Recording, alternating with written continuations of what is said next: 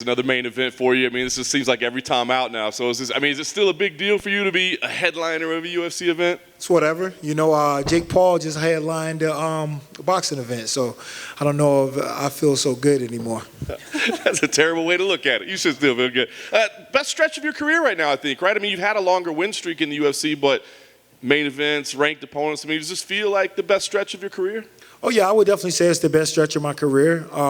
We're getting it done against these young, exciting, hungry guys who've been putting together streaks, earning a fight against, a tough, savvy veteran. So, what's the key right now? I mean, you're talking about a decade into your UFC run at this point, and it feels like you're hitting your prime. What's the key to be doing it? I'm not trying to call you old by any stretch, but a seasoned veteran. Hey, as long as I don't look old, then I'm fine. You know what I mean? I'm just looking at myself. I look like I'm about 25 or so. So, yeah. But, it's just about keep improving, keep getting better. And that's what I've been really focused on, just working on my holds. Ultimately, just being the best martial artist that I can be. And it's just been working out. So let's talk about this matchup when they gave it to me. Darren's, he's had some losses recently, but obviously he's a very dangerous guy and a very well-known guy. So what did you think when this was the matchup that you were given? I watched a lot of Darren Till. He's very tricky. In this game, you're going to win some, you're going to lose some, but the game is to win way more than you lose.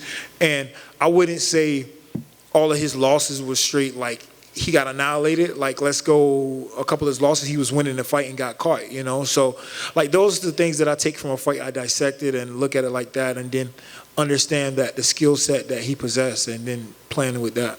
Nice. Is it a bit of a mental fight ahead, too? I mean, you guys both have pretty strong presences on social media, and he's not afraid to poke the bear a little bit, man. Is it a psychological warfare, too?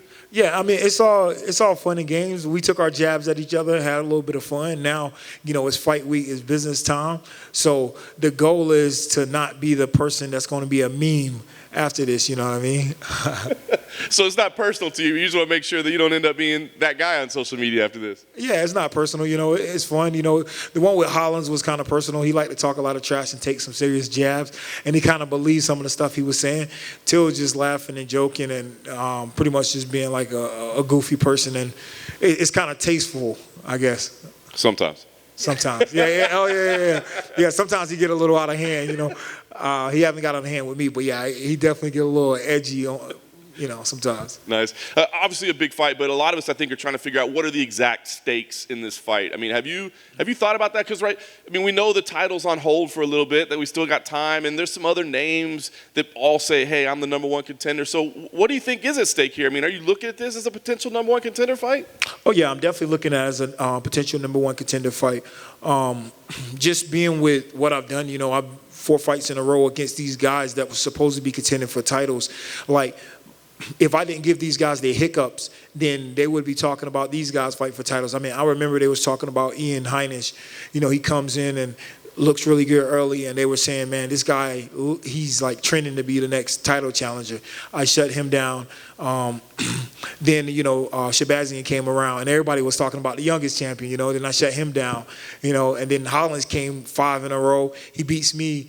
His trash talk was already directed towards Izzy. So, like, that was looking like a fight that was 100% going to be made, So I shut that down. So, like, if I go out here and finish Till, definitely, 5 in a row should be next, after Izzy and Whitaker. That's awesome. Last thing for me, what kind of fight do you think we see here? Because it seems like a fight where you might want to rely on your wrestling, but I don't know, maybe you want to go, like I said, you want to finish, maybe you need something spectacular to put that exclamation point on it. So what kind of fight do you think we see here? Yeah, I'm just going to do my thing, show my growth, and I'm going to take my time and let the fight develop. I'm looking to get the finish, but at the same time, I'm not in a hurry, Till say he wants to finish it in the first round, so maybe he'll be in a hurry. If he want to come fight like that, I'm okay with him, bringing the fight and pushing the pace. So I'm good however the fight goes. Just want to go out there and get a finish and make no doubt that I should be next. Hey, Derek. We talk about the mental warfare side to this thing. Darren's got a history of DMing his opponents and sending them weird stuff. I'm curious, has he DM'd you through this process? Oh, yeah. We've been kind of talking about fighting for about 7 months now or something like that. Yeah, he DM'd me quite a few times, talking about the fight, just sending random stuff.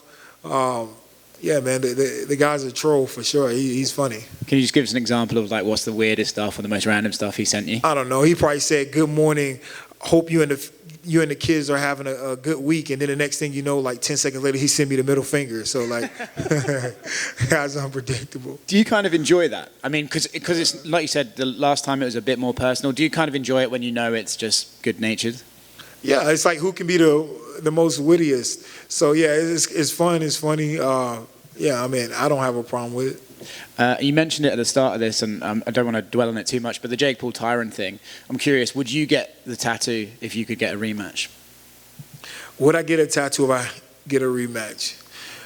With Tyron, man, I would say just, don't do it, man. It's a bad look. Like, I don't know. It's just, you made money, cool, okay? I understand. He's like, man, if this fight sold, the next can be like super crazy. So he's seeing that. But at the same time, man, you got to have some standards, man. You got to draw the line somewhere. And if you're just getting guys' names tattooed, I mean, Tyron's witty, though. He's funny. I heard him say, I'm going to get your name tattooed right next to my kids. So he was like, kept saying, like, I'm your dad, whatever. So he might try to make it like a funny thing, which, it could be perceived that way. But, yeah, I don't know. I have to draw the line somewhere.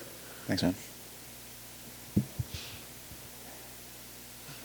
Yeah? All right, thanks. Thanks, sir.